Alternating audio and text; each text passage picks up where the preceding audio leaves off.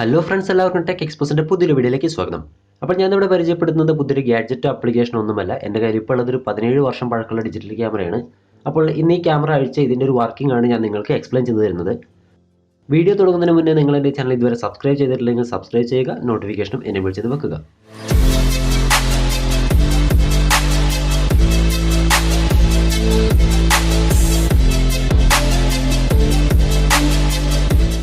രണ്ടായിരത്തി പുറത്തിറങ്ങിയൊരു ഡിജിറ്റൽ ക്യാമറയാണ് എൻ്റെ കയ്യിലുള്ളത്. 2002-2003 കാലത്തിലാണ് എനിക്ക് ഈ സാധനം കയ്യിൽ കിട്ടുന്നത്. ബെൻകിൻ്റെ DC3410 എന്ന് പറയുന്ന ഒരു പഴയ മോഡൽ ക്യാമറയാണ് എൻ്റെ കയ്യിലുള്ളത്.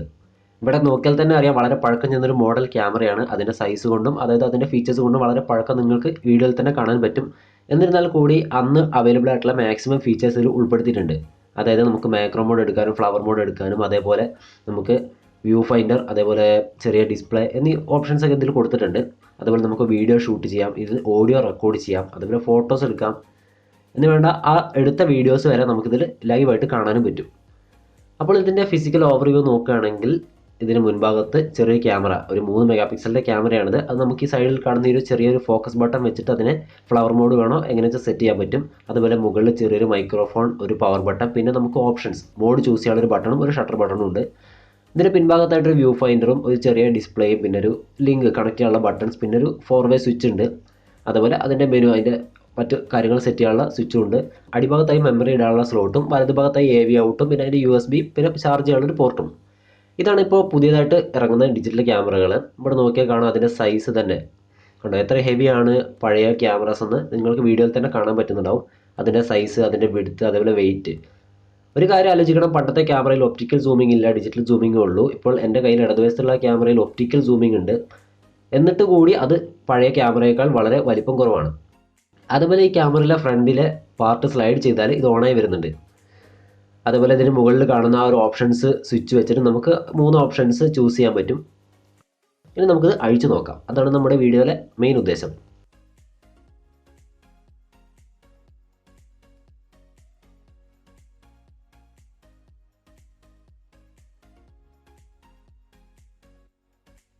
ഇപ്പോൾ ഈ ക്യാമറയുടെ റൈറ്റ് സൈഡിലുള്ള ചെറിയൊരു പാർട്ട് റിമൂവ് ചെയ്തിട്ടുണ്ട്.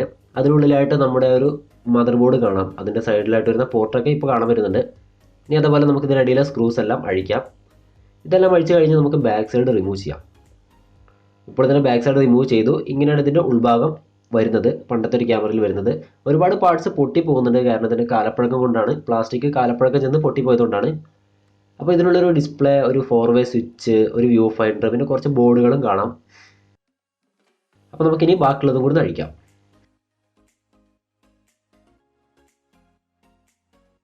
ഇതാണ് ഈ ക്യാമറയുടെ മെയിൻ പാർട്ട്. ഇത് നമുക്ക് പിന്നെ പരിചയപ്പെടാം.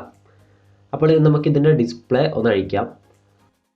ഇപ്പോഴുള്ള ഇലക്ട്രോണിക് ഗാഡ്ജറ്റ് പോലെയല്ല, പണ്ട് ഒരു ഇലക്ട്രോണിക് ഗാഡ്ജറ്റ് എന്ന് പറഞ്ഞാൽ ഒരുപാട് പാർട്സ് ആയിട്ടാണ് വരുന്നത്. ഇപ്പോൾ നോക്കിയാൽ അതിൻ്റെ ലെൻസ്, ഇതാണ് ഇതിൻ്റെ ലെൻസും വ്യൂ ഫൈൻഡറും അടങ്ങിയൊരു പാക്കേജ്.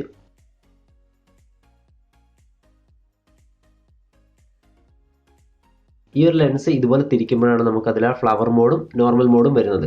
ഈ ക്യാമറയുടെ ലെഫ്റ്റ് സൈഡിലുള്ള ഒരു മോഡ് മാറ്റുമ്പോൾ ആ ഒരു ലെൻസ് റൊട്ടേറ്റ് ചെയ്യുകയാണ് ചെയ്യുന്നത്. അതുപോലെ വ്യൂ ഫൈൻഡറിനുള്ളിലൂടെ നമ്മൾ എടുക്കുന്ന ഒബ്ജക്റ്റിനെ നമുക്ക് ലൈവായിട്ട് കാണാൻ പറ്റും. അത് പുതിയൊരു മെത്തേഡൊന്നുമല്ല, ഇപ്പോൾ ഡിജിറ്റലായി മാറിയെന്ന് മാത്രം.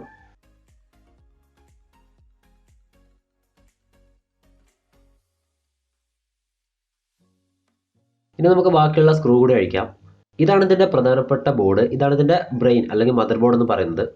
ഒരുപാട് വയർ കണക്ഷൻസ് പോകുന്നുണ്ട്. മൈക്കിലോട്ടായാലും അതിൻ്റെ അടിയിലുള്ള സെക്കൻഡറി ബോർഡിലോട്ടായാലും ഒക്കെ ഒരുപാട് കണക്ഷൻസ് പോകുന്നുണ്ട്. കാരണം ഇത് വളരെ പഴക്കം ചെന്നൊരു ബിൽഡാണ്. അപ്പോൾ ഒരുപാട് വയേഴ്സും കാര്യങ്ങളൊക്കെ വരുന്നുണ്ട്. ഇതിന് ശേഷമാണ് സർഫസ് മൗണ്ടഡ് ഡിവൈസ്, അങ്ങനെ ഒരുപാട് ചെറിയ ചെറിയ ഐസുകളൊക്കെ വന്നു തുടങ്ങിയത്. അതുകൊണ്ടാണ് സൈസ് ഇപ്പോൾ ഉള്ള പ്രൊഡക്റ്റിനൊക്കെ കുറഞ്ഞു തുടങ്ങിയത്. ഇനി ഞാൻ ഇതിൻ്റെ ഡിസ്പ്ലേ ഇതിൽ നിന്നും വേർപെടുത്തിയിട്ടുണ്ട്. ഇവിടെ നോക്കിയാൽ കാണാൻ ഒരു ചെറിയ 1-1.5 ഇഞ്ച് വലിപ്പമുള്ള ചെറിയൊരു LCD ഡിസ്പ്ലേ ആണ്. അത് ഏകദേശം കത്തി തീർന്നിട്ടുണ്ട്.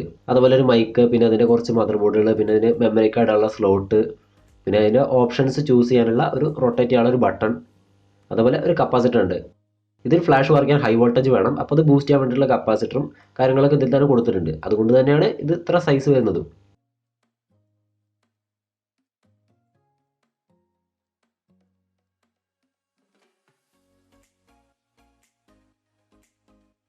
ഇനി ഇതിൻ്റെ ഫ്രണ്ട് സൈഡ് നമുക്ക് റിമൂവ് ചെയ്യാം. ഈ ക്യാമറയുടെ ഫ്രണ്ടിലുള്ള ആ ഒരു പാർട്ട് നമ്മൾ സ്ലൈഡ് ചെയ്താൽ തന്നെ ക്യാമറ ഓട്ടോമാറ്റിക് ഓൺ ആവുന്നുണ്ട്. അതിൻ്റെ മെക്കാനിസം എന്താണെന്ന് വെച്ച് കഴിഞ്ഞാൽ ഇതുപോലെ നമ്മൾ സ്ലൈഡ് ചെയ്യുമ്പോൾ ഇതിനുള്ളിലുള്ള ചെറിയ 2 പോയിന്റുകൾ കോണ്ടാക്റ്റിൽ വരികയും അതോടൊപ്പം പവർ ഓൺ ചെയ്യുകയും ചെയ്യും.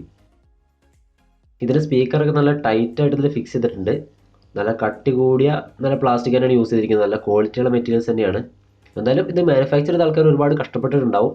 അപ്പോൾ ഇതാണ് ഇതിൻ്റെ മെയിൻ മദർ ബോർഡ് എന്ന് പറയുന്നത്. ഇവിടെ നമുക്ക് ഡിസ്പ്ലേ വെക്കാനുള്ള ചെറിയൊരു ഫ്രെയിം, അതുപോലെ അതിൻ്റെ മറ്റ് കൺട്രോൾ സ്വിച്ചുകളും സോൾഡറിംഗ് ഒക്കെ വരുന്നുണ്ട്. അതുപോലെ ഇതിൽ ചെറിയൊരു സ്പീക്കർ, നമ്മുടെ റിയൽ ടൈം വീഡിയോയുടെ സൗണ്ട് കേൾക്കാനുള്ള സ്പീക്കർ, റെക്കോർഡ് ചെയ്യാനുള്ള മൈക്രോഫോൺ, പിന്നെ മറ്റ് കണക്ഷൻ പിന്നുകളൊക്കെ കൊടുത്തിട്ടുണ്ട്. ഇതാണ് ഇതിൻ്റെ പ്രോസസ്സറും അതേപോലെ അതിൻ്റെ സ്റ്റോറേജും റാമും അങ്ങനെ കാര്യങ്ങളൊക്കെ വരുന്നത്. അത് പ്രത്യേകിച്ച് എടുത്തു പറയത്തക്ക രീതിയിലുള്ള ക്വാളിഫിക്കേഷൻ ഒന്നും ഇല്ല. അപ്പോൾ ഇതാണ് ഇതിൻ്റെ ബാറ്ററി. ഏകദേശം ഒരു 1000 mAh കപ്പാസിറ്റി ഉണ്ടെന്ന് തോന്നുന്നു. അതിൽ എഴുത്തും ഒന്നും കാര്യങ്ങളൊന്നുമില്ല. അതുപോലെ ഇതാണ് സ്റ്റോറേജ് ചെയ്യുന്ന SD കാർഡ് സ്ലോട്ട്, ഇതിലേക്കാണ് സ്റ്റോർ ചെയ്യുക. അതേപോലെ ഓൺ ബോർഡായിട്ട് ചെറിയൊരു മെമ്മറി ഉണ്ട്. ഏകദേശം 10 ഫോട്ടോസ് സ്റ്റോർ ചെയ്യാൻ പറ്റിയൊരു ഓൺ ബോർഡ് മെമ്മറി ഉണ്ട്. ഈ ഒരു ബോർഡ് റിമൂവ് ചെയ്യാൻ കുറച്ച് പണിയാണ്, കാരണം ഇത് ഉള്ളിൽ ഗ്ലൂ ചെയ്ത് വെച്ചിരിക്കുകയാണ്. അപ്പോൾ ഇതാണ് നമ്മുടെ ക്യാമറയുടെ പ്രധാന പാർട്ട്. ഇതാണ് ഇതിൻ്റെ ഇമേജ് സെൻസർ. ഇത് ഉപയോഗിച്ചിട്ടാണ് നമ്മുടെ ക്യാമറ ഇമേജസ് ക്യാപ്ചർ ചെയ്യുന്നത്. ഒബ്ജക്റ്റിനെ ഐഡൻറ്റിഫൈ ചെയ്ത് അതിന് കറസ്പോണ്ടിങ് ആയിട്ടുള്ള ഡിജിറ്റൽ ഇമേജ് ആക്കി സേവ് ചെയ്യുന്നത് ഈ ഒരു സെൻസറിൻ്റെ സഹായത്തോടു കൂടിയാണ്. അതോടൊപ്പം ഈ കാണുന്ന ലെൻസ്, ഈ ഒരു ലെൻസ് വെച്ചിട്ടാണ് നമ്മൾ ആ ഒരു ഒബ്ജക്റ്റിനെ ഈ സെൻസറിലേക്ക് ഫോക്കസ് ചെയ്ത് കൊടുക്കുന്നത്. ആ ഒരു ലെൻസ് ഇല്ലാന്നുണ്ടെങ്കിൽ നമുക്ക് കറക്റ്റായിട്ട് ഇമേജ് കിട്ടില്ല. ക്യാമറയ്ക്ക് മുന്നിലിരിക്കുന്ന ഒബ്ജക്റ്റിനെ കറക്റ്റ് ഫോക്കസ് ചെയ്ത് ഇമേജ് സെൻസറിലോട്ട് കൊടുക്കാൻ വേണ്ടിയിട്ടാണ് അതിൽ ലെൻസ് യൂസ് ചെയ്യുന്നത്. അപ്പോൾ സെൻസറിനെ പറ്റി പറഞ്ഞതിന് മുന്നേ 2 തരത്തിലുള്ള സെൻസർ ഉണ്ട്. CCD സെൻസറുണ്ട്, CMOS ഉണ്ട്. CCD എന്ന് പറഞ്ഞാൽ ചാർജ് കപ്പിൾഡ് ഡിവൈസസ് ആണ്. അത് പണ്ട് കാലത്തുള്ള ക്യാമറാസിലാണ് ഉപയോഗിച്ചിരുന്നത്. അത് ഹൈ കോസ്റ്റ് ആയിട്ടുള്ള ക്യാമറാസിലേക്കാണ് വരുന്നത്. ഇപ്പോൾ അധികമുള്ളത് CMOS ആണ്. അതായത് complementary metal oxide semiconductor ഉപയോഗിക്കുന്ന സെൻസേഴ്സ് ആണ് യൂസ് ചെയ്യുന്നത്. അതിൻ്റെ മെക്കാനിസം വർക്കിംഗ് ഒക്കെ ഞാൻ അടുത്ത വീഡിയോയിൽ തരുന്നതാണ്. അപ്പോൾ ഇതാണ് ഇതിൻ്റെ ചുരുക്ക രൂപത്തിലുള്ള വർക്കിംഗ് എന്ന് പറയുന്നത്. നമ്മുടെ ഒബ്ജക്റ്റിനെ ഈ ഒരു സെൻസർ ലെൻസ് ഉപയോഗിച്ച് ക്യാപ്ചർ ചെയ്യുന്നു. അതിനെ കറസ്പോണ്ടിങ് ആയിട്ടുള്ള വോൾട്ടേജ് പൾസസ് ആക്കി മാറ്റി അതിനെ കറസ്പോണ്ടിങ് ആയിട്ടുള്ള ഡിജിറ്റൽ സിഗ്നൽസ് ആക്കി മാറ്റിയിട്ട് ഇതിൻ്റെ പ്രോസസ്സറിലേക്ക് കൊടുക്കുന്നു. പ്രോസസ്സർ അതിന് കറസ്പോണ്ടിങ് ആയിട്ടുള്ള ഇമേജ് യൂണിറ്റിലോട്ട് കൊടുത്ത് അതിനൊരു ഇമേജ് ആക്കി സേവ് ചെയ്യുന്നു. അപ്പോൾ നമ്മുടെ ക്യാമറ ലെൻസ് ഉപയോഗിച്ച് ഈ സെൻസർ ഇമേജ് ക്യാപ്ചർ ചെയ്യുന്നു. അതിന് നമ്മുടെ റാം പ്രോസസ്സറിൻ്റെ സഹായത്തോടു കൂടി കൺവേർട്ട് ചെയ്ത് ഇമേജ് ആക്കുന്നു. അതോടൊപ്പം ഓഡിയോ വേണമെങ്കിൽ നമുക്ക് മൈക്രോഫോണിലൂടെ ഓഡിയോ റെക്കോർഡ് ചെയ്യുന്നു. എന്നിട്ട് നമ്മുടെ SD കാർഡിലോട്ട് സ്റ്റോർ ചെയ്യുന്നു. അതുപോലെ വീഡിയോ എടുക്കുമ്പോൾ ലൈവായിട്ട് കാണാൻ വേണ്ടിയിട്ടൊരു ചെറിയ ഡിസ്പ്ലേ കൊടുത്തിട്ടുണ്ട്, അല്ലെങ്കിൽ എടുത്തതിന് ശേഷം കാണാനുള്ള ഒരു ചെറിയ ഡിസ്പ്ലേ കൊടുത്തിട്ടുണ്ട്. അപ്പോൾ ഇതാണ് ഈ ക്യാമറയുടെ മെയിൻ പാർട്ട്. ഈ ഒരു സെൻസറാണ് മെയിൻ പാർട്ട്. നമുക്ക് തിരിച്ച് ഫിക്സ് ചെയ്യാം.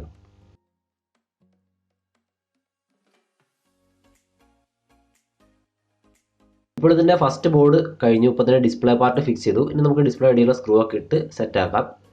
ഇനി നമുക്ക് പഴയ പോലെ തന്നെ അതിൻ്റെ വ്യൂ ഫൈൻഡറും ലെൻസും തിരിച്ചു വെക്കാം. ഇത് ഞാൻ വീഡിയോ റിവേഴ്സ് ചെയ്യുന്നതില്ല, കാരണം കഴിഞ്ഞ വീഡിയോയിൽ ഞാൻ ചെയ്തപ്പോൾ ഒരാൾ എന്നോട് ചോദിച്ചു നീ ആ വീഡിയോ റിവേഴ്സ് ചെയ്തതാണോ എന്ന്. പക്ഷേ ഞാൻ വീഡിയോ റിവേഴ്സ് ചെയ്യുന്നതല്ല. ഇപ്പോൾ കണ്ടാൽ തന്നെ നിങ്ങൾക്ക് മനസ്സിലാവും. അതേപോലെ തന്നെ തിരിച്ചിറക്കി വെക്കുന്നുണ്ട്. ഇനി നമുക്കിതിൻ്റെ സെൻസർ വെക്കാം. ഇത് CMOS സെൻസറാണ്. നമുക്കിത് ഇറക്കി വെക്കാം. അപ്പോൾ ക്യാമറ നമ്മൾ പഴയ പോലെ ഫിറ്റ് ചെയ്തിട്ടുണ്ട്. അപ്പോൾ ഇതാണ് ഈ 17 വർഷം പഴക്കമുള്ള ഡിജിറ്റൽ ക്യാമറയ്ക്കുള്ളിലുള്ള കാര്യങ്ങളും അതിൻ്റെ മെക്കാനിസവും.